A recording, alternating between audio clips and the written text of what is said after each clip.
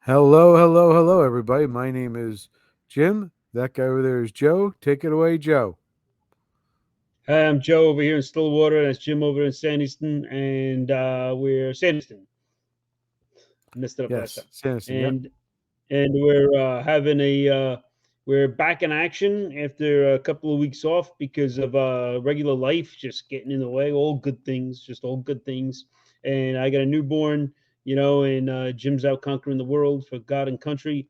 And now we're back in action, and we have an interesting dynamic here. We are going into the bowels of a Democrat stronghold, and Yep. we're looking at the primary race for what is probably one of the most incredibly effective Democrat legislatures in the state of New Jersey.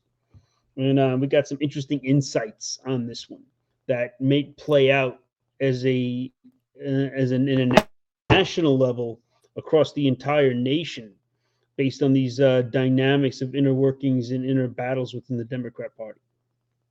Yeah. So let's look at where the legislative district is. We're talking about legislative district Mm-hmm. 27, Joe, and that is right here in this part of the map.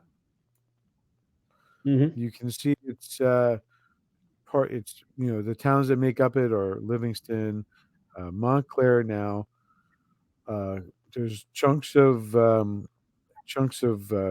Orange, South Orange. We have Milburn Township. It looks like if you can see this would be the part that's you got 280 running through there, Roseland Borough. This is a well off part of the district or the state. To be clear, I mean this is a nice part of the state, Essex County territory, if you would. So you can see it's you know, close to New York. It's within commuting distance of New York, and Mm-hmm. there's at least one rail line. I can't remember. I think there's two that go through this area that connect into New York City. Um, Is so Short yeah, Hills in that's this district? no, Short Hills is to the I believe it's to the um, west of here. Mm. Mm. All right. So that's a nice chunk. You can also see, Mhm. well, for this district, we have it used to be redistricted. We have a bit of a contest going on in this district. Actually, let me pull up the summary. Right now, we have just to go through this. I'll just run it through real quick. Right now, we have two teams and one independent that are running on the Democrat side, as you pointed out. To this Democrat stronghold, Cody is running for Senate. Mhm. Um, Azaz Gill is running for Assembly. She's new this year and running with Cody. And also John McEwen, who is a sitting assemblyman and ran with Cody in the last election. So that is ticket one. And Mhm. we have also on a separate ticket, the Democrat side, Nia Gill, who is a current state senator from the 34th district, and she was redistricted out of it. And she is running with Board of Ed member Eve Robinson.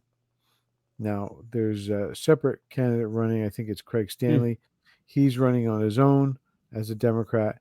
And then there's John Sim, who is the Republican, the only Republican, as far as I can tell, that has actually filed paperwork for this run in the 2023 year.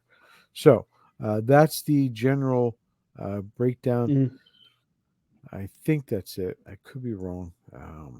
But yeah, Thomas Giblin, I think, is the one who was running with. He's the guy who retired. So you can see him here. He has Mhm. 0 0. That's because he's retired this year. He's not running. So his bank account's zero. You can see though the numbers tell. The numbers tell. Before we get into that, do you want to go look at the graph or Well, how many? So or totally, how many people are primarying Richard Cody? Richard Cody, he's the favorite. One would say he's the favorite. He's been he's governor. the odds-on I favorite? mean, he's He been in the former legislature governor since twice. 1976. Yeah, and he's been in the Yeah, he's legislature since I believe 1976.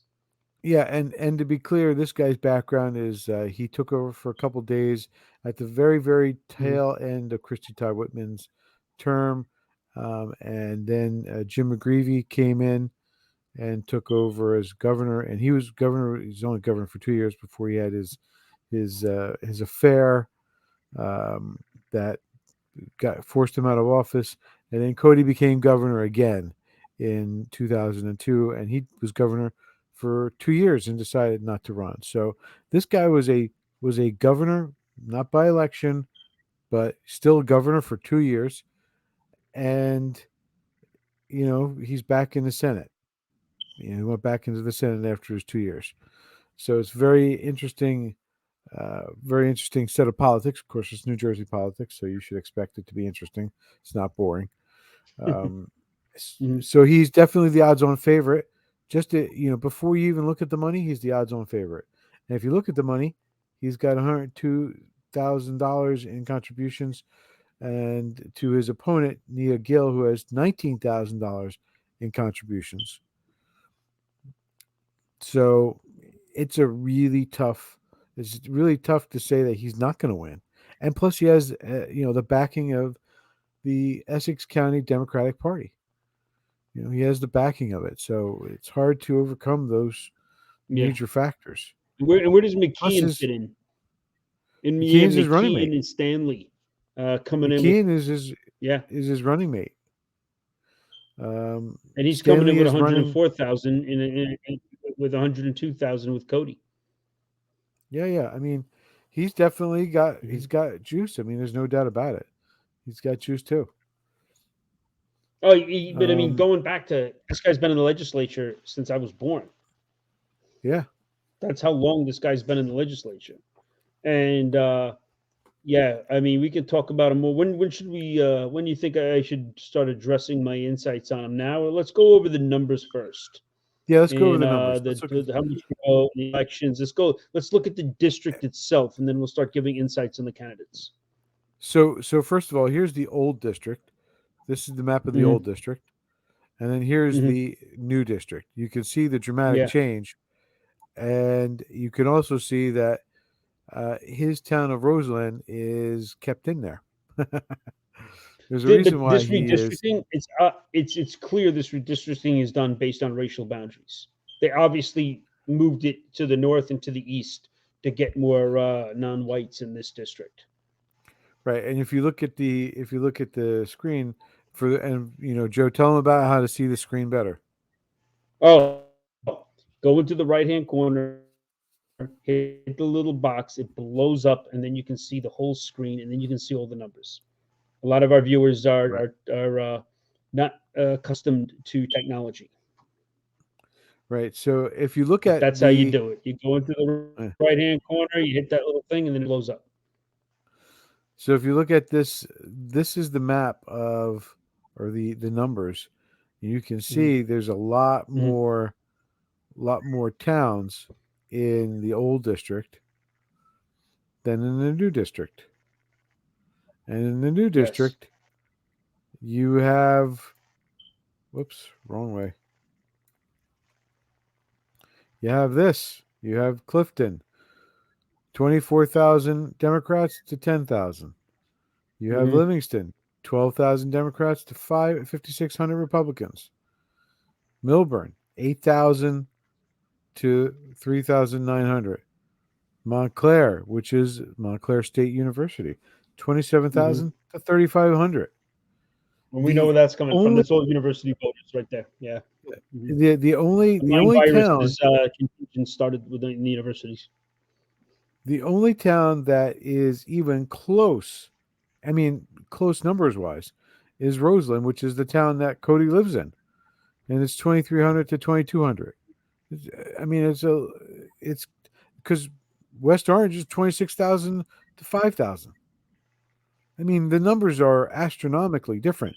Yeah. 100,000 in total Democrats to 31,000 Republicans. Mhm. That's what that's what you're running against. I mean, these are incredibly Since large de numbers. Tocqueville wrote Democracy in America. Yes, since de Tocqueville wrote Democracy in America. He It's never changed. Political power in America is local. It's not federal. Yeah. And the Democrats have realized that by playing the numbers game and in developing all these significant urban bases, they have developed Yep. significant political power that they don't deserve or rate in any way, shape, or form. No, Everywhere they they don't. run turns to utter shit. Everywhere. But this is an interesting dynamic. We'll have more to discuss with some insight. So, Yeah. as our viewers are seeing this, we're looking at a district where the Democrats literally have 100% more voters than the Republicans registered, and the Almost 3 times, unaffiliated Joe. It's almost three over times 3 in some times. cases. Yeah. So even if you added the unaffiliateds and all the unaffiliateds voted Republican, you still wouldn't touch it. You still wouldn't touch the Dems. The numbers here just work out too much in their favor. So one would say, if this is indeed an enemy support zone, as we would say in fighting a counterinsurgency, that this is a support zone for the enemy. What is it that what power stems from this support zone? What would this support zone offer the state or offer the contest in New Jersey between Republican and Democrat? What will it support? Mm. And then that's how, as a GOP Republican Party, we should approach this district. Is saying, what does this district offer states, the Democrat Party statewide? How many donations come from this district? How many candidates can come get find support in this district that are elsewhere? What kind of activists or operatives can come from this district? Because this district seems like it would be ripe with manpower, especially with Montclair, for the Democrat side. There's a twist. There's a twist in this. This particular primary is interesting. The Democrat favorite, Cody, is a baby boomer white male, Roman Catholic background, who is by and large very likable and very effective. His primary challenger is way farther to the left than he is, and has Mhm. already made this primary about race. In an article on May 5th from the New Jersey Monitor, she goes out and she says, basically, I mean, I'm ad libbing, I'm kind of paraphrasing here, but she's like, we don't need this old white man. We need people of color. The district's now got more people of color, so we don't need this old white man anymore, is what she said.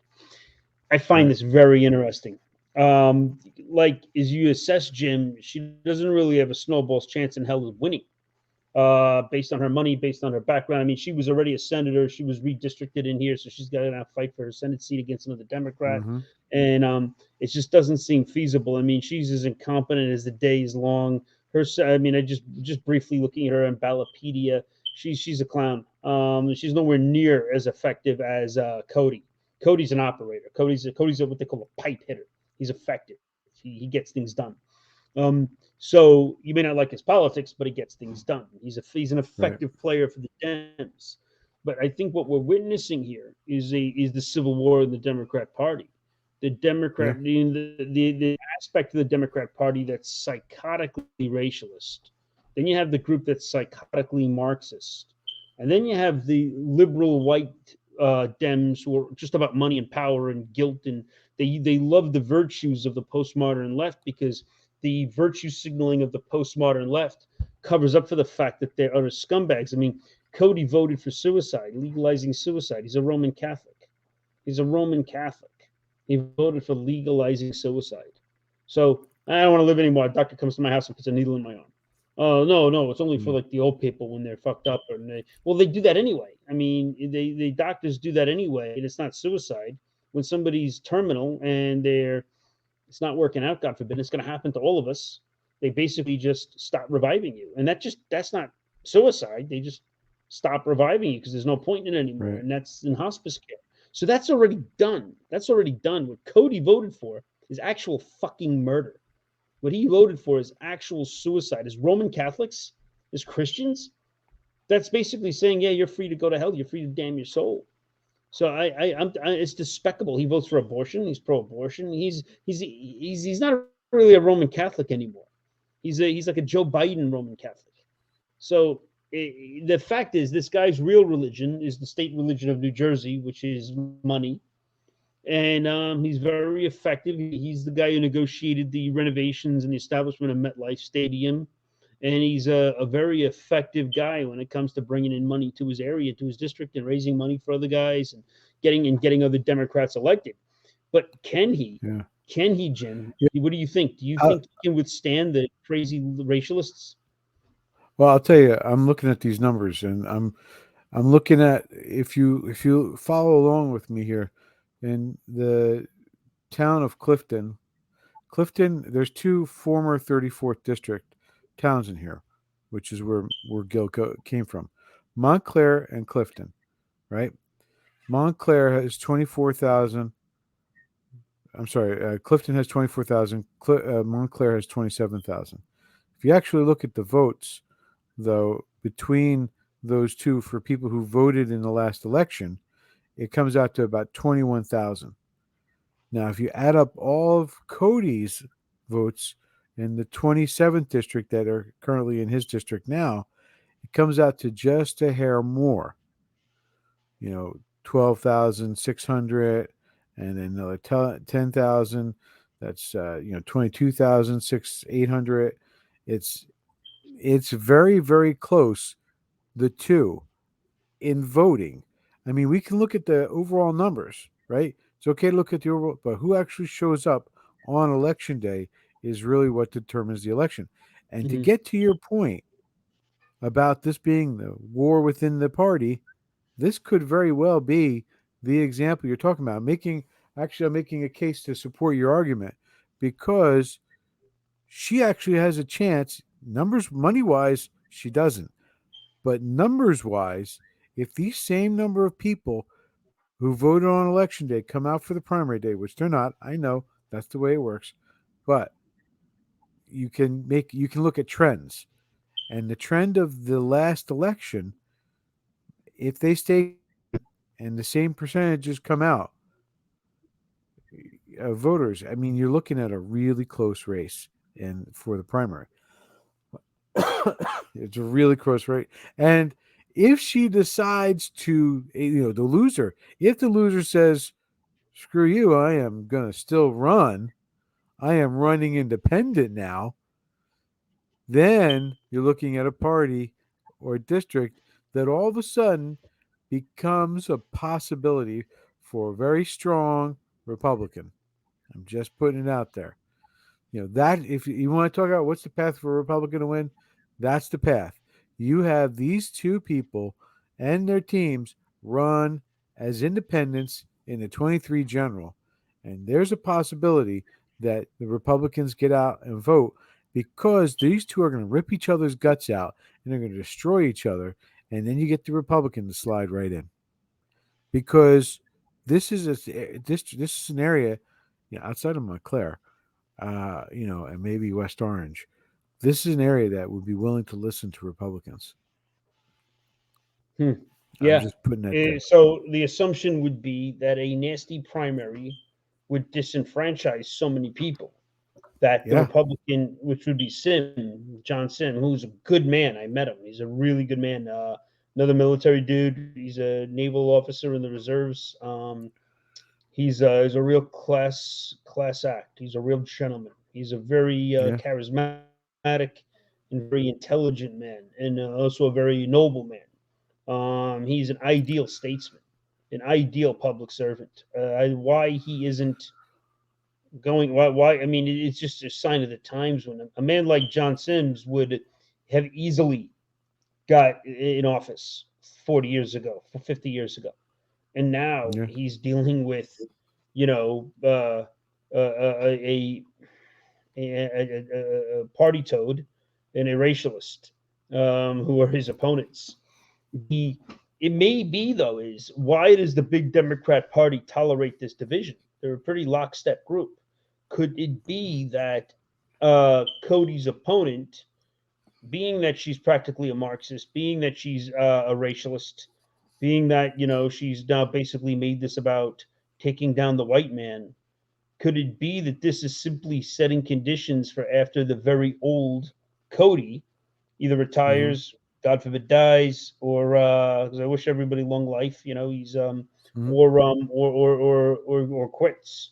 Could this Yeah. be of them propping up their their uh their a new mode? Because I mean, the Yeah. Dems want racial division. They want racial division, Well, and this is shaping up to be that, no and doubt. Cody's your typical liberal Democrat. He's your typical white liberal Democrat. He is so he doesn't understand. They're making the noose. They're selling him the noose to hang him with. That is the far left. He believes he's going to keep convincing these people that they should vote for him based on the fact that he brings in, all the things that he does. Yeah. He's going to, but it's the population's younger. He might be on borrowed time. I mean, he might win this primary, and he, of course, will win the election. But he might Yeah. be on borrowed time. He is on borrowed time because there's only so much that this is gonna, he can only go so far. And yeah, I think you're right. I think this is a move against him. I think this is a way to say this is your last time around, and that's it. I think they're going to push him out So, this what time. does this They've been mean trying to. for? It's the new left, Joe. This is a new Yeah, but left. this, in a way, this is kind of exciting because imagine in the future a Democrat Party that has hardly any whites in it, that is overwhelmingly racist non-whites who are predisposed to Marxism and communism, who are rabidly vicious in terms of cancel culture, who are they're hated with the demonic hatred of religion. Imagine that is the future of the Democrat Party in 10 years. It's Yeah, AOCs, it's reparations demanding, it's hate whites. I mean, how long will liberal whites tolerate when the liberal white becomes the target of the leftist hatred, and all their apologizing and all their commiserating and all their patronizing is no longer effective? Where do they go? What do they do? Are they going to come over to the Republican side? What are they going to do? that's what happened with the Kennedy Democrats. That's what they did. Yeah, they came They over. They came Reagan. over and became Republicans. Yeah, My family, they were Kennedy yeah, Democrats. yeah. Hmm. So I think Joe, Hmm. what we're seeing here, and we didn't talk about the money, so I'll pull that up real quick. The money for this election, it's no surprise, absolutely no surprise. We see uh, $5.20 Cody spent per vote, even though he won twice as many votes as Kramer, Hmm. who spent nothing, not a dime. McEwen Hmm. spent $3.35. Jay Z, who is stepping down and not running anymore, is $1.97. And then over here, we have Sim. He spent 45 cents for Yeah. each vote, and Ryan spent 51 cents per vote. So I mean, Now, this is the same story, different district. yeah. So is You know, Cody and McEwen, are they cutting themselves fat checks out of their donations like other Democrats in I other districts doing? I didn't see. I did not see that. I Yeah, did not that do a we got to look into deep that later. dive. Yeah, I did not do a deep Yeah. enough dive on them, but that is something that we can definitely do. But the point is Uh, made, and Jim, and most of the just for our viewers, in other Democrat districts we've done, the Democrats, even though they know they're going to blow away the Republican, they still raise extreme amounts of money. And then they write themselves a fat check, hey, 300 grand, 400 grand, and they pay themselves yeah, out of their campaign funds. So they basically get paid, six figures, three, actually more than this, three, $400,000 just to run for office, just to run for a $55,000 a year office. The Republicans don't do that. The Dems do that, which I find very interesting. So I'm wondering if Cody and McEwen are doing that too. So McEwen, so like Cody's got 912 grand in his war chest here for the primary. I mm, wonder if when all this is said and done and he wins his primary, he writes himself a check for 200 grand, 300 grand, and says, "Hey, I did good work." yeah, I wonder if he's going to do that. And then he's going to yeah. I use mean, his campaign funds to pay off all the people who supported him. yeah. I mean, it's crazy. This guy's got $819,000 that he transferred to the next election. He spent 74,000 in the general to win, but he still has 819,000 sitting in the bank account. Even though he's raised 100 grand in this last run, I mean that's nothing compared to what he's got in his war chest. Ugh, I mean,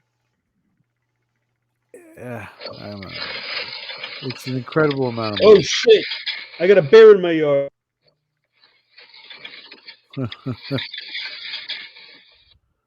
I Yeah. just noticed that on my cameras. Uh, All right. So there's yeah, I'm not seeing anything that he might have given himself money for. But then again, we haven't really looked at it thoroughly. okay. Um, yeah. Anything you want to No. throw in there, Joe? Um. The whole point is that this. I think this district is indicative of the far left and the racist Democrats, the racialist aspects of their organization, and it's indicative of how this is going.